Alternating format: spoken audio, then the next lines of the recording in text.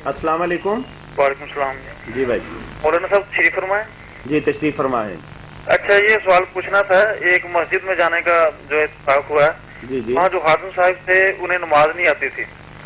जो नमाज पढ़ाने वाले थे? नहीं, खादिम जो थे ना, नमाज नहीं आती थी, तो इमाम साहब और दूसरे एक दो साहब ये कहने लगे कि नबी करीम सल्लल्लाहु अलैहि वसल्लम भी उम्मी थे, तो आप भी नमाज सीख लें इस तरह से।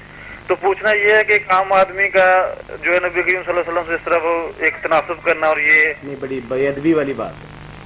मौलाना इस हवाले से क्या? नहीं, मैं नहीं समझ सका। वो कह रहे हैं कि एक हमारे यहाँ मस्जिद का खादिम है, उसको नमाज नहीं आती। अच्छा, तो किसी ने उसको कहा कि यार तुम भी सीख लो। उसने कहा मैं पढ़ा लिखा नहीं हूँ। उसने कहा हमारे नबी भी पढ़े लिखे नहीं थे।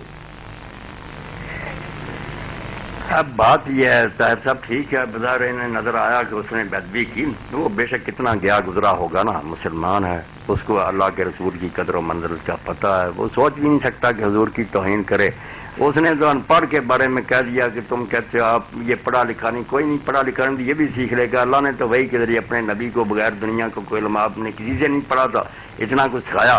तो ये उम्मी होना जो है कि आपने दुनिया से मैं किसी से नहीं कुछ पढ़ा, ये तो एक मुसलमान बात है, आपका मौजा कि अल्लाह ने इल्म दिया है। दुनिया उम्मी ना करदा किताबे दुरुस्त, शादी फरमाते हैं ऐसे उम्मी कि किताब सीधी भी नहीं आपने कभी देखी कि सीधी कैसे उल्टी कैसे, मगर इल्म अल्लाह ने ऐसा दिया, कुतुब खाना है चंद मिलत बशुस्त, सारी दुनिया के कुतुब खाने ढोल के रख लिए, तो सब बातें है।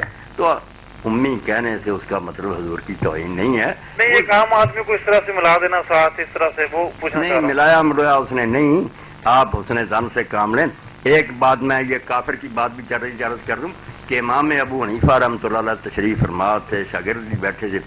एक शख्स ने आकर कहा कि एक आदमी ने ये बात कही है कि ला यदखुलुन नारा काफिर, दोज़ख में कोई काफिर नहीं जाएगा। अब बताया जाए कि वो मुसलमान रहा। आप जानते हैं कि ये बात तो बच्चा बच्चा जानता कि काफिर दोज़ख में जाएंगे, कुरान पढ़ा है, मुसलमान सारे जानते हैं।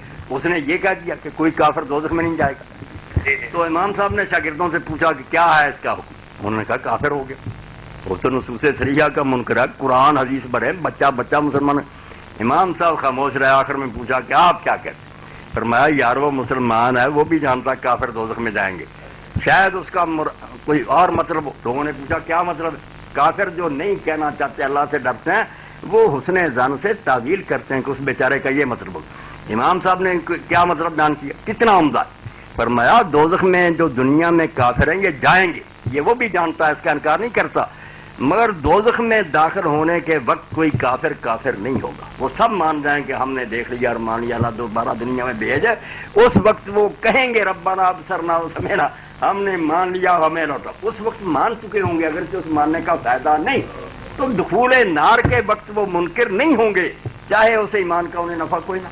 इसलिए ये कह रहा कि दोज़ख में जाने के वक्त कोई शख्स मुनकर नहीं होगा कि अल्लाह नहीं है, फरिश्ते नहीं है, मान जाएगा, मुसलमान होगा, उल्लू का पट्टा मानेगा, मगर फायदा नहीं होगा। अब देखें कितनी दूर की बात सोची है इमाम साहब ने, शायद कहने वाले के भी ज़हन में ना हो, मगर आपने फरमाया मुसलमान को क्यों तुम बेअदब और गुस्ताख बनाते हो, कुछ उसका सही माना तलाश करो।